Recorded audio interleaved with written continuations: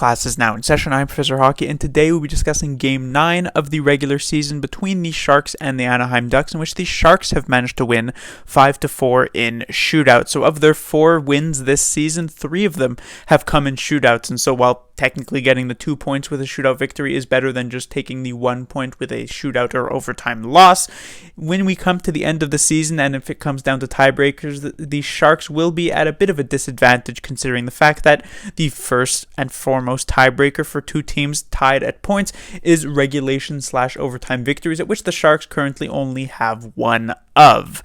Now, the Sharks hadn't played a game for about a week, considering the fact that 2 of their games that were supposed to be against the Vegas Golden Knights, their home opener in fact, were delayed due to COVID protocols, and so this 1 week break was supposed to do the Sharks a lot of good in terms of rest because of how they started the first 8 games of this season on the road. They finally managed to return to San Jose for the first time this season, seeing their families and all of that. And judging by how the first period went, it seemed as though the rest did them some good. While the Sharks only did manage to score a single goal in that first period, coming from Matt Nieto, they played very, very well, and it was one of their best periods in general of this entire season. But then the Sharks' second period woes continued. The Ducks would score 3 goals. The Sharks would score none in the second frame. Those 3 goals coming from Henrique, Terry, and Comtois. And it would be 40 minutes gone, and the Ducks leading 3-1.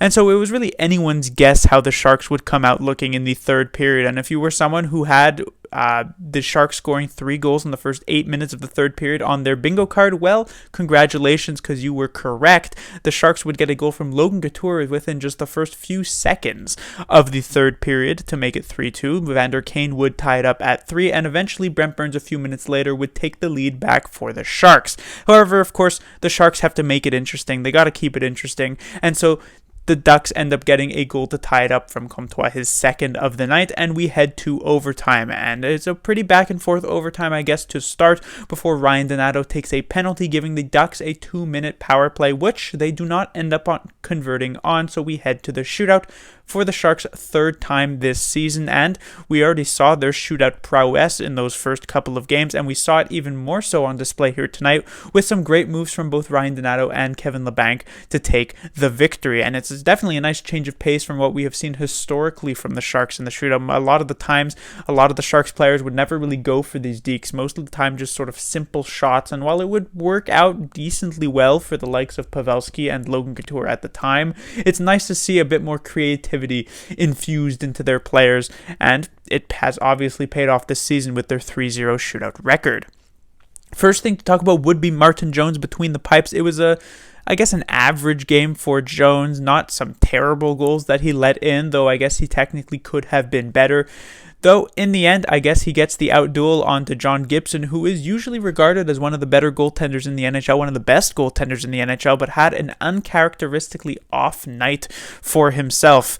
I should also mention that while Jones's regulation play wasn't necessarily all that great, his shootout performance was absolutely stellar. 2 huge, fantastic saves on the likes of Ricard Raquel and Max Comtois for the Anaheim Ducks, really getting this victory for the San Jose Sharks. Yes, Donato and Labanc scoring was good, but those were some great moves from the Ducks forwards, and the fact that Jones managed to just completely stonewall them was very impressive. It seems as though the fact that the Sharks, there was a stat actually, the fact that the Sharks have given up the most outnumbered man rushes in the entire league per game this season has really given Jones enough training for a shootout scenario.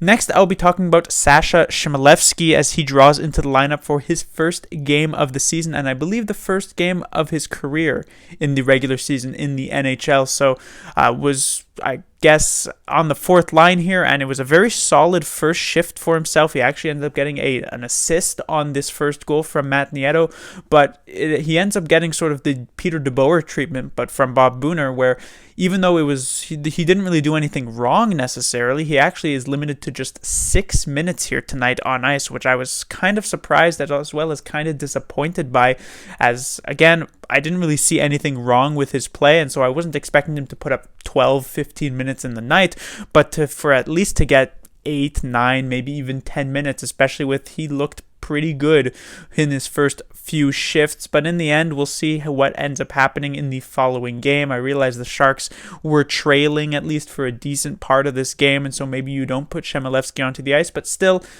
I guess it'll just be left to see whether or not he gets the following game. I think it would be a bit unfair if he ended up getting benched after what was essentially a pretty solid 6 minutes.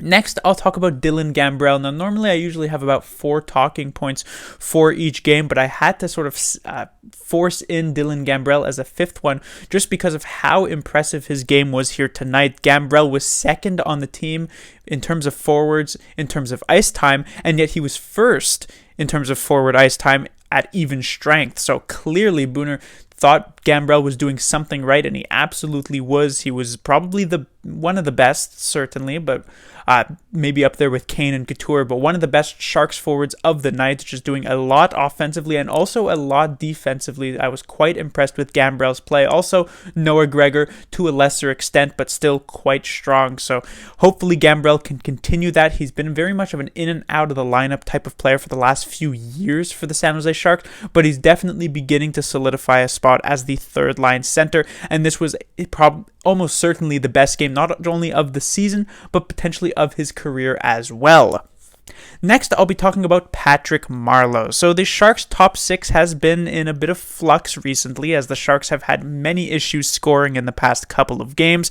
And so Booner has decided to go back to the drawing board and decided to try Patrick Marleau in the Sharks' top 6 on a line here with both Hertl and Donato. And I thought that was a bit of an odd choice considering the fact that Marleau has shown very little through the first 8 games here of the season in terms of offensive contributions.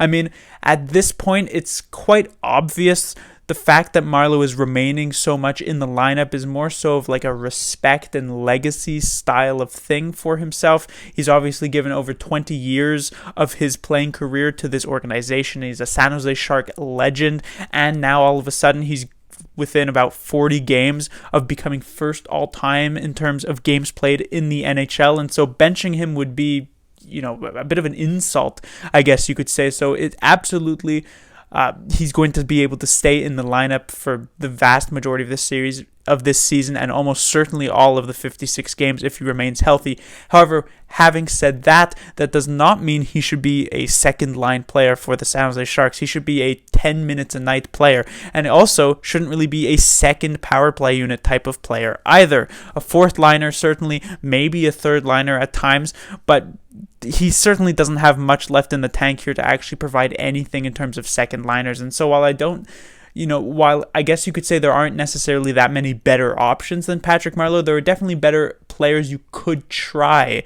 in this position. For instance, as we saw the Sharks do for the first few games of this season, John Leonard was tried in this position. Chmelevski would have been interesting to be able to try in this position as well, especially with how he looked through the first couple of shifts. It would have been interesting to see if they decided to transition him to the second line, at least for a couple shifts with Hertl and Donato, to see what would have happened.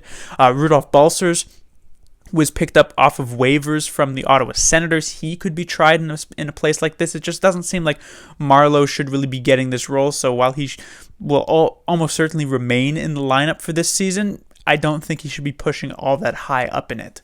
And finally, the last thing to talk about would be Vlasic. He's the only defenseman for the Sharks who I have not talked about at all this season, really. I've mentioned Burns, Carlson, Ferraro, Shemek, Nizov, Middleton, Milosh, but I haven't really mentioned Vlasic. And the big reason for that is that a lot of people have been sort of trash-talking Vlasic, saying that he's been horrible this season, and I'm not necessarily fully in agreement with that. While Vlasic has not been great, in fact, he probably hasn't even been good this season, I don't think he's been as bad as people have been saying.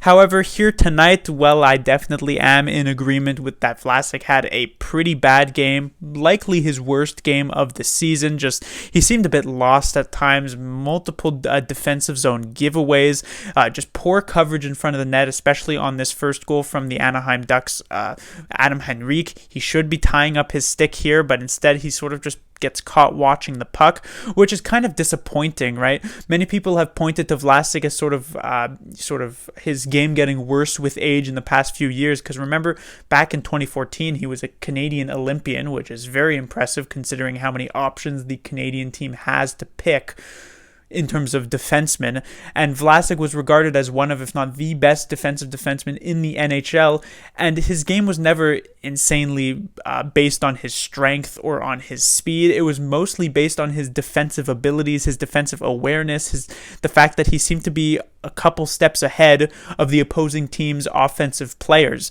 And so that didn't seem like it would be something that would go away with age, and yet it seems as though Vlasic in these past couple of years, I don't know what it is, but he seems to have become now, instead of being a couple steps ahead of those offensive players, he's now a couple steps behind them. He's just sort of behind the ball, which is just an odd situation, honestly. The only good news for something like that would be that it could be something that can return at some point, right? It's not as though he's completely past his prime, and so he's never going to be able to get that defensive instinct back. However, considering these past couple of years have not gone all that great for Vlasic, maybe that is exactly what it means, and we've already seen Vlasic's best days pass. But that will do it for this review. The Sharks will be back in action tomorrow against this very same team, the Anaheim Ducks. Devin Dubnyk will be in between the pipes, and we'll see if the Sharks can actually get a regulation win here to put themselves back up at 500. Class dismissed.